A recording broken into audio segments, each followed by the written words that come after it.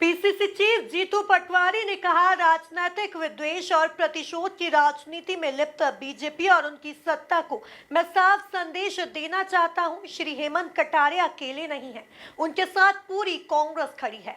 पटवारी ने हेमंत कटारिया और उनके परिवार पर ईओडब्ल्यू द्वारा मुकदमा दर्ज किए जाने पर यह बात कही।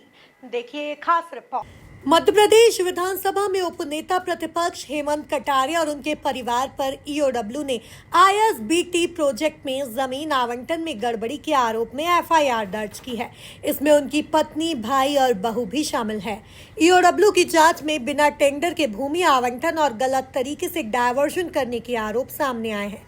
वहीं दूसरी तरफ पीसीसी चीफ जीतू पटवारी ने इसे राजनीतिक द्वेष बताया है। पटवारी ने कहा कि 21 साल पुराने केस में कटारिया और उनकी मां बहू पर एफआईआर दर्ज करने से साबित होता है कि सरकार डर रही है। मैं करप्शन के अगेंस्ट लड़ाई लड़नी है तो 300 से ऊपर अधिकारी लोकायुक्त की जिन पे जांच चल रही है, उनको सरकार ने अनुमति नहीं दी आज तक कि उन पर किसी भी प्रकार का मुकदमा चले।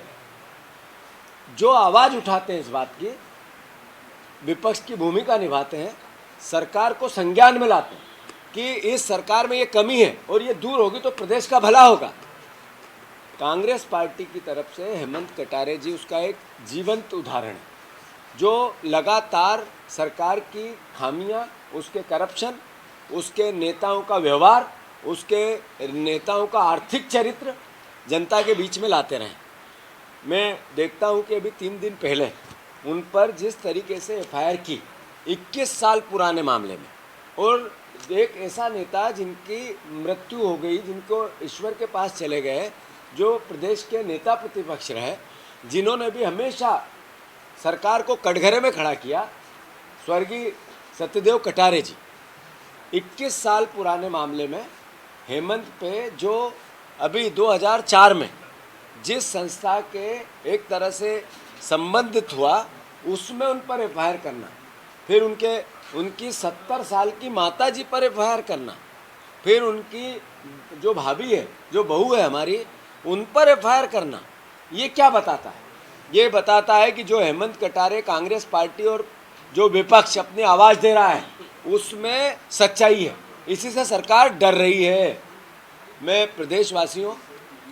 पटवारी ने हेमंत कटारे को संबल प्रदान करते हुए कहा कि कटारे के साथ पूरी कांग्रेस और कांग्रेस नेता चट्टान की तरह खड़े हैं। हम आपके इस व्यवहार से डरने वाले नहीं हैं।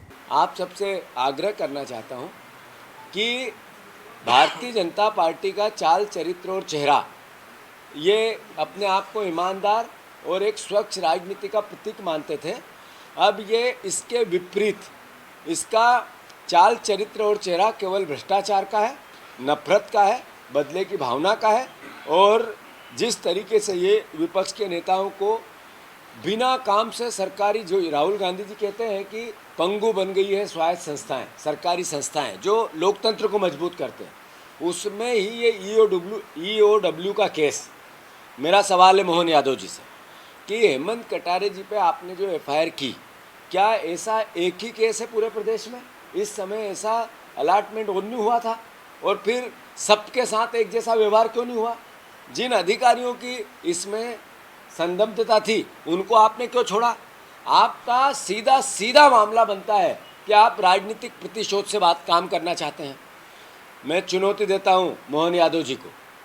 हेमंत कटारे जी के साथ पूरा कांग्रेस परिवार एक एक है, और एक एक हमारे जनप्रतिनिधि, हमारे विधायक, हमारे पदाधिकारी, सारे राजनीतिक नेता चट्टान की तरह खड़े हैं। आप इस तरीके से अगर लोकतंत्र को दबाने और डराने की बात आपके मस्तिष्क में है तो कृपया करके आपका इलाज करा लें। ये निकालें ये कीड़ा। हम उन लोगों में से है नहीं कि आपके इस व्यवहार से डरेंगे। और जहाँ तक प्रश्न है इस पूरे प्रकरण का टेक्निकल, ये सिविल का मामला है। आपने नहीं, ये अपने सिविल का मामला है, तो आपने इसको इस तरीके से क्राइम प्रेजेंट करके क्या कहना चाहते हैं? क्रिमिनल केस करा क्यों आपने?